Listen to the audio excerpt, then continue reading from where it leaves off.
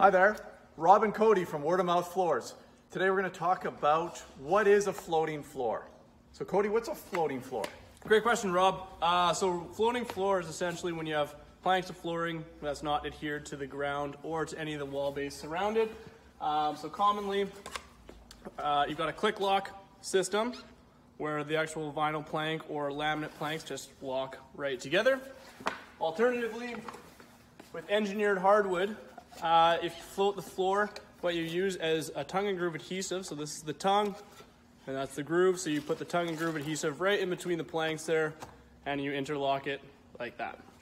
Love it, love it. And then we're not adhering it to anything. So we're not gluing it down or stapling it down or butting it up against any wall or any permanent structure. We're laying out a roll of underlayment here, or as Cody just showed on one of these products, some of them actually have the underlayment attached already. Flooring types that come in floating floor application? Yeah, we've got a few different options, Rob. So most commonly, SPC, as we showed here. So SPC is a stone polymer composite, and it's 100% waterproof. The majority of them come with an underpad already attached to, so you can already just install directly to the floor.